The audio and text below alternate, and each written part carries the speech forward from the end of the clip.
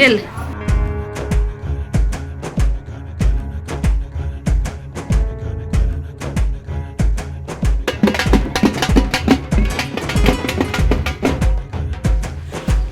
జాషిన్ hi చెప్పు. కళ్ళు మూసేది hi చెప్పు. ఏంటి నైని దిగండి గేదే. హాయ్ చెప్పు. హాయ్ చెప్పు అందరికి. ఇది చెప్పా మా జాస్టిన్ చాలా బ్యాడ్ బాయ్ అయిపోయాడు కదా. బ్యాడ్ బాయ్ అయ్యావా నువ్వు? చూడదుగా చెప్పు పావురు మరుగు. Hi friends, welcome to my channel Roja Kiran 2020. ఈరోజు మేము పోలమాంబ అమ్మవారి టెంపుల్కి అయితే వెళ్తున్నాము. ఈరోజు పోలమాంబ అమ్మవారి జాతర. ఈ టెంపుల్ ఎక్కడ ఉంటుందంటే వైజాగ్లోని పెద్దవాళ్ళ తెరలో అయితే ఈ టెంపుల్ అయితే ఉంటుంది. మా అమ్మ నేనే కాకుండా మా పెద్దమ్మ, మా అక్క వాళ్ళ కోడళ్ళు అందరం కలిసి అయితే టెంపుల్కి వెళ్తాము. ఇంకా ఇప్పుడైతే ప్రజెంట్ మా అక్క వాళ్ళ ఇంటికి అయితే వెళ్తున్నాము.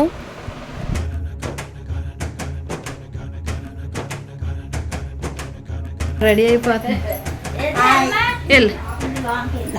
అమ్మమ్మ పెద్దమ్మమ్మ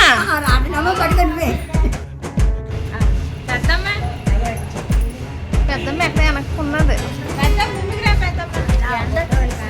వీడియో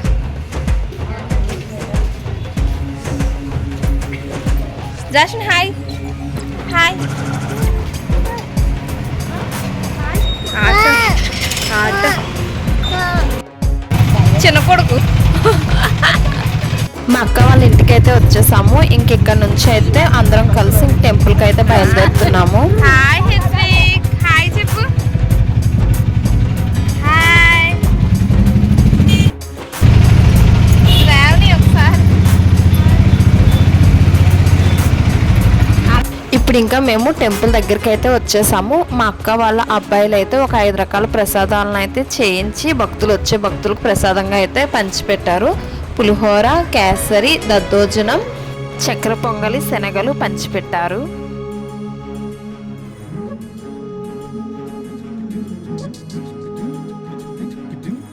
ఒకసారి హాయ్ చెప్పు. అతని పేరేంటి మర్చిపోయాను. భాష బాగున్నారా?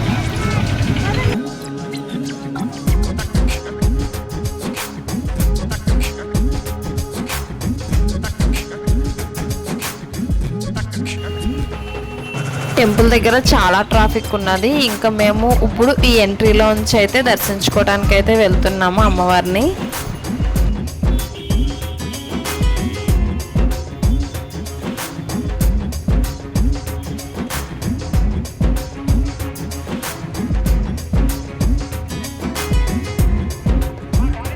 గుడి బయటనే అమ్మవారికి సంబంధించిన వస్తువులన్నీ అమ్ముతున్నారు. ఐ మీన్ కొబ్బరికాయలు, అరటిపళ్ళు, పువ్వులు, అమ్మవారికి ఏమైనా చీర పెట్టాలనుకుంటే చీర, మొత్తం దేవునికి సంబంధించినవన్నీ గుడి బయటనే అమ్ముతున్నారు. ఇంక ఇక్కడ మేము కొబ్బరికాయలు అయితే తీసుకుంటున్నాము అమ్మవారి కోసము. కొంతమంది భక్తులు అయితే మొక్కుకుంటారు ఈ విధంగా ఘటాలు మోస్తాము అని చెప్పి. ఈ విధంగా ఘటాలు మోయడం వల్ల వాళ్ళకి మంచి జరుగుతుందని చెప్పి నమ్మకం.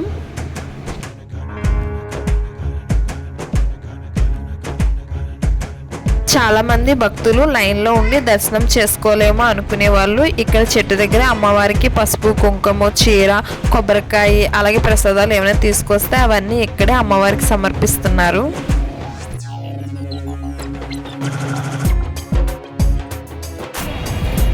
హాయ్ చెప్పు.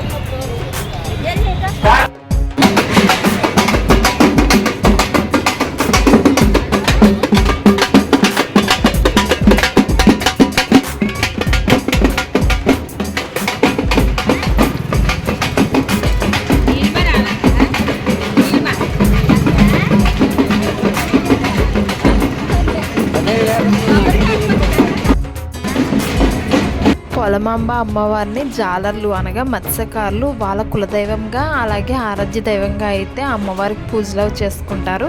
అలాగే ఇంకా ఈ జాతర రోజు వాళ్ళు చాలామంది మొక్కుకుంటారు కదా, ఆ మొక్కులన్నీ ఈరోజు అమ్మవారికి సారె రూపంలో అరటిపళ్ళు, కొబ్బరికాయలు, చీరలు, స్వీట్లు అవన్నీ తీసుకువచ్చి అమ్మవారికి సారె రూపంలో సమర్పించి వాళ్ళ మొక్కులను అయితే తీర్చుకుంటారు.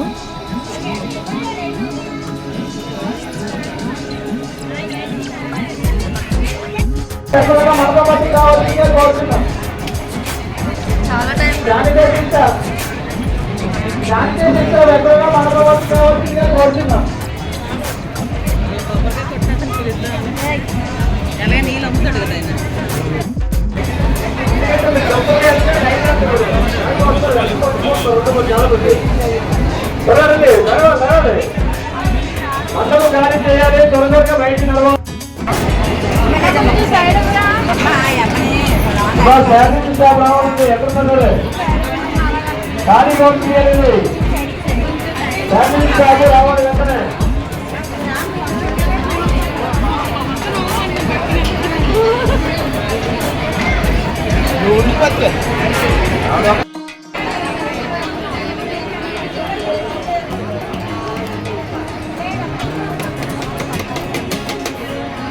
ఫస్ట్ టైము జాతర రోజు ఈ టెంపుల్కి రావడం అయితే చాలా క్రౌడ్ ఉన్నది.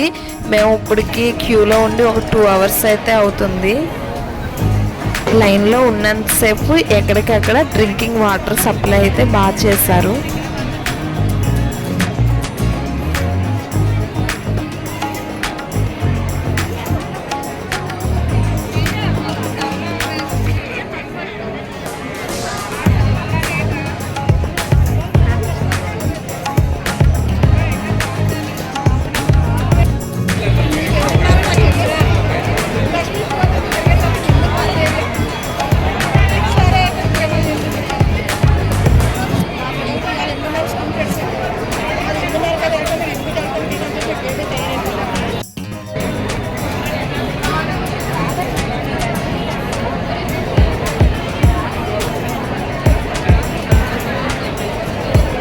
టెంపుల్ బయట అయితే జీడిమామిడి పళ్ళు అంటారు కదా, అవి అయితే అమ్ముతున్నారు.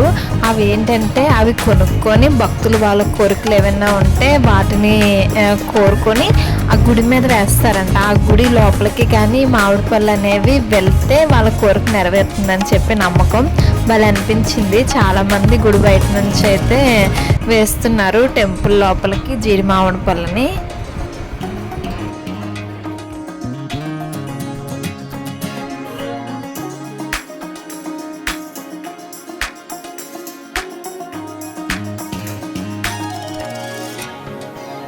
కోళ్ళు, మేకలు అయితే చాలా బలైపోతున్నాయి అమ్మవారికి. చాలామంది మొక్కుకుంటారు కదా, వాళ్ళ కోరికలు నెరవేరితే కోళ్ళు, మేకలు బలిస్తామని చెప్పి ఈ టెంపుల్ చుట్టూ పరిసరాల్లో ఎక్కడ చూసినా ఈ కోళ్ళు, మేకలు అయితే అమ్మవారికి బలిస్తున్నారు.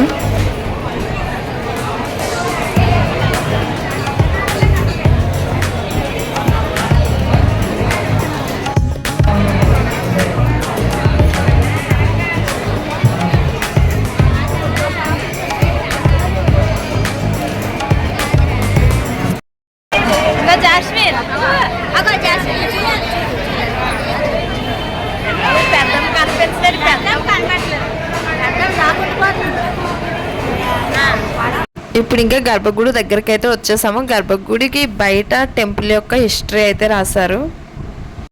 900 సంవత్సరాల క్రితం సాగర తీరంలో జాలర్లకు ఒక అమ్మవారి విగ్రహం అయితే దొరికింది. ఆ విగ్రహాన్ని వాళ్ళ గ్రామంలో ప్రతిష్ఠించి కొలుస్తుండగా ఒకరోజు అమ్మవారు అయితే కల్లోకి వచ్చి మధ్యవంశీయులకు అప్పచెప్పమని చెప్పారంట.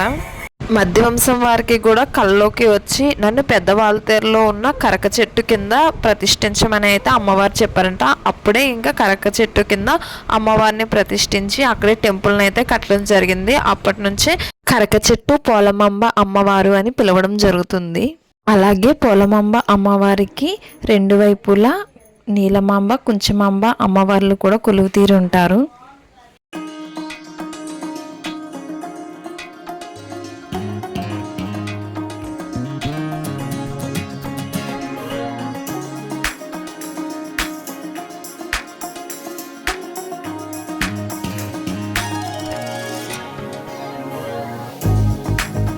ఇప్పుడు ఇంకా అమ్మవారి దగ్గరికి అయితే వచ్చేసాము. ఇంకా ఇప్పుడు అమ్మవారిని దర్శించుకోవడమే.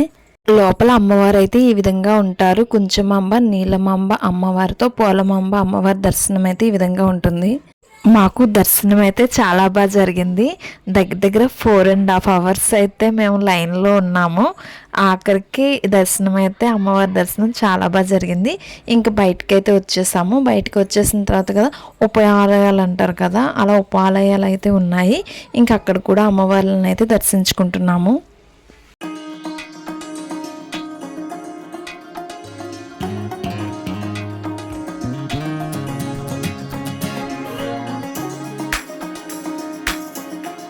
ఇక్కడికి వచ్చిన భక్తులకి ప్రసాదం పంచిపెట్టడానికైతే ఇక్కడ సేవా వాళ్ళు పులిహోరను అయితే ప్యాకింగ్ చేస్తున్నారు.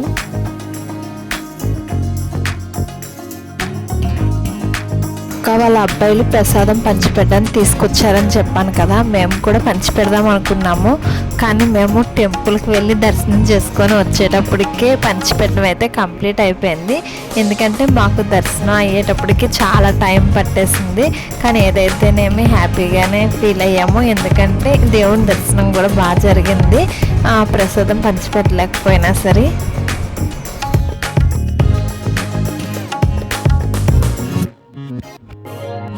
పంచిపెట్టిన ప్రసాదాల్లో కొన్ని ప్రసాదాలు అయితే మేము ఇంటికి తెచ్చుకున్నాము. మా ఇంటి దగ్గరలో ఉన్న వాళ్ళకి పంచిపెడదామని చెప్పి. ఇప్పుడు ఇంకా టెంపుల్ బయటకు అయితే వచ్చేసాము. టెంపుల్ బయటకు వచ్చేసిన తర్వాత కిడ్స్ ఆడుకునే టాయ్స్ అలాగే ఇంకా చాలా అమ్ముతున్నారు.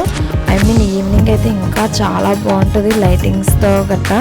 కానీ మాకు ఇంకా ఈవినింగ్ ఉండటానికి అయితే అవైలబుల్ లేదు. ఇంకా అందుకని చెప్పి ఇప్పుడే అన్నీ చూస్తున్నాను నేను.